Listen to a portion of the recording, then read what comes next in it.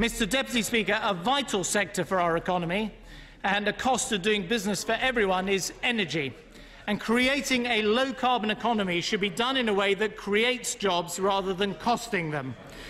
The granting of planning permission yesterday at Hinkley Point was a major step forward for new nuclear.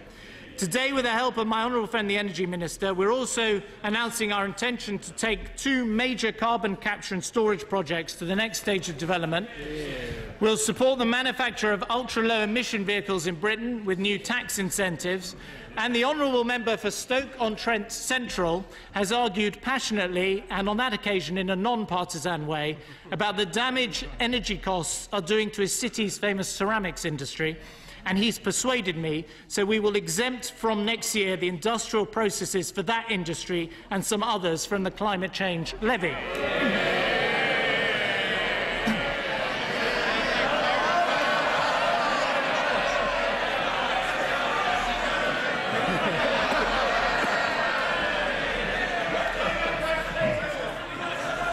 In the spending round, we will provide support for energy-intensive industries beyond 2015. For the North Sea, we will this year sign contracts for future decommissioning relief, the expectation of which is already increasing investment there. But I also want Britain to tap into new sources of low-cost energy like shale gas. So I am introducing a generous new tax regime, including a shale gas field allowance to promote early investment. And by the summer, new planning guidance will be available alongside specific proposals to allow local communities to benefit. Shale gas is part of the future, and we will make it happen. Mr. Deputy Speaker, we can help companies grow and succeed by building infrastructure, backing local enterprise, and supporting successful sectors. But nothing beats having the most competitive business tax system of any major economy in the world. And that is what this government set out to achieve. That is what we're delivering. The accountants KPMG do a survey of investors that ranks the most competitive tax regimes in the world. 3 years ago, we were near the bottom of that table. Now we're at the top. But in this global race, we cannot stand still.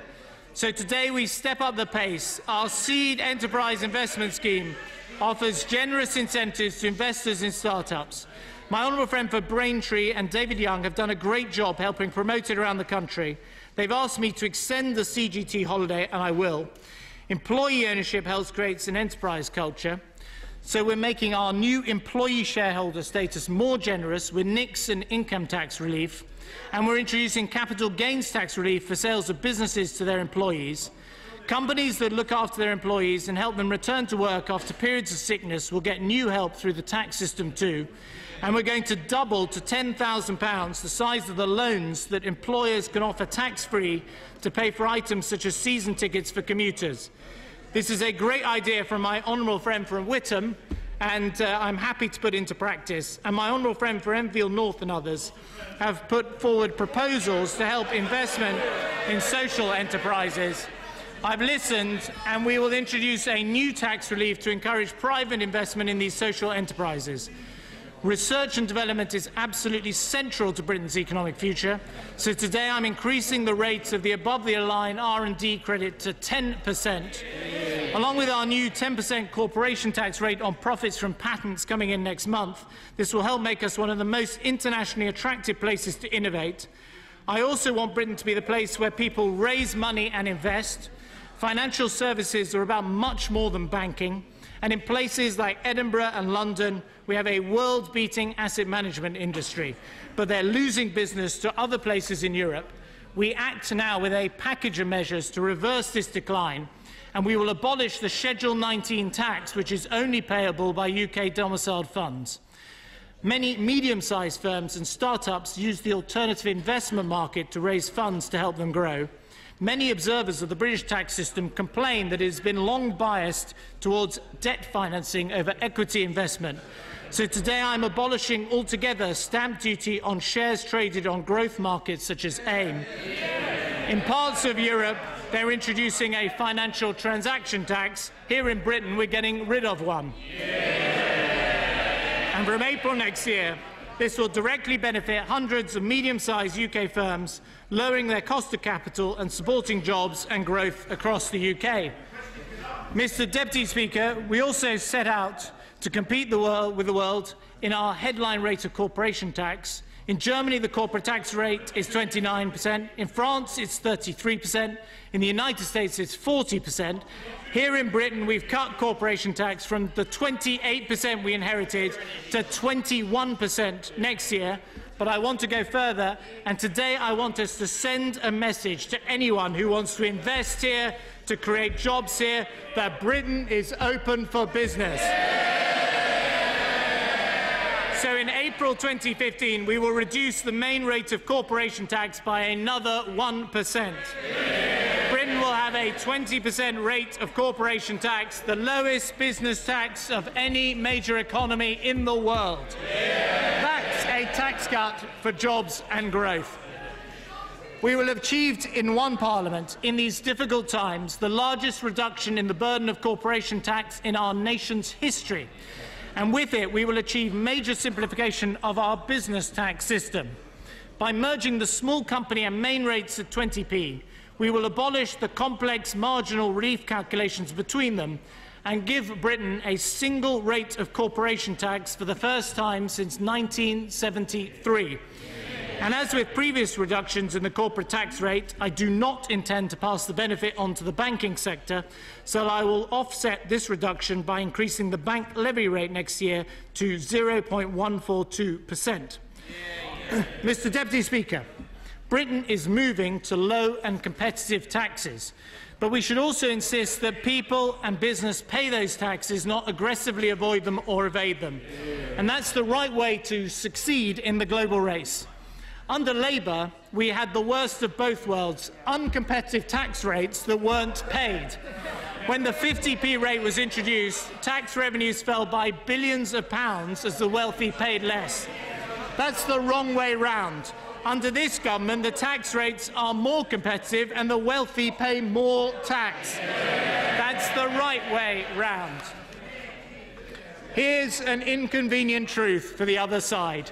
In every year of this Parliament, the rich will pay a greater proportion of income tax revenues than in any one of the 13 years of the last Labour government. And during those 13 years, too many people were allowed to get away with aggressive tax avoidance and abuse. They boasted that they were paying less tax than their cleaners, and the members opposite lauded them for it. We've stopped that, and that is what I call fair.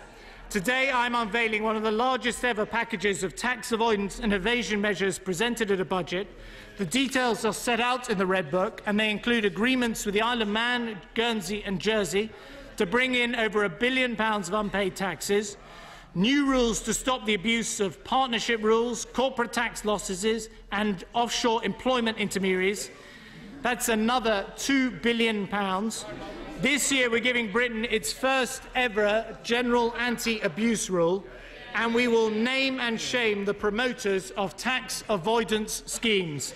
My message to those who make a living advising other people how to aggressively avoid their taxes is this: this government is not going to let you get away with it. And this year, we are leading international action on tax avoidance through our presidency of the G8 and with the OECD and the G20. We want the global rules governing the taxation of multinational firms to be updated from the 1920s when they were first written and made relevant to the global internet economy of the 21st century. This is the right and fair thing to do. Mr. Deputy Speaker, a tax system where people and businesses pay what is expected of them is part of the glue that holds our society together. So too is the expectation that those who work hard, who play by the rules, who save for their future and try to be independent of the state are not undermined but supported. So to the working parents struggling with the cost of childcare and the mother wondering whether it makes financial sense to get a job, we offer this: tax-free childcare. The plans were set out yesterday. New tax-free childcare vouchers for working families, 20% off the first £6,000 of your childcare costs for each child, and increased childcare support for those low-income families on universal credit. And for those who aspire to put aside money for their retirement, we offer this: a simple flat-rate pension accessible to everyone and worth £144 a year.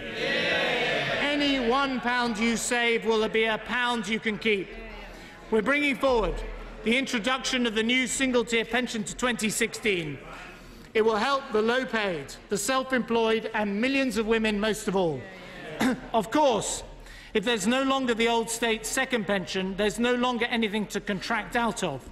For employers, that means paying the same employer national insurance as those without defined benefit schemes. Private sector employers can adjust their pension benefits to accommodate the extra cost. Public sector employers will have to absorb the burden, as is always the case with tax changes. Any spending review in the next Parliament will, of course, take the £3.3 billion cost into account. And we've already made clear public sector employees and the relatively small number of private sector employees in defined benefit schemes will, from 2016, pay more national insurance than they do today. So they will pay the same rate of national insurance as the rest of the working population, and in return they will get a larger state pension than before. For example, someone who is 40 years old when the single-tier pension is introduced and who has always been contracted out will pay an extra £6,000 in national insurance over the rest of their working life and in return get an extra £24,000 in state pension over the course of their retirement. That's a fair deal, and it's a progressive pension reform. We've also made clear before that the extra £1.6 billion raised in employee national insurance will not be kept by the Treasury.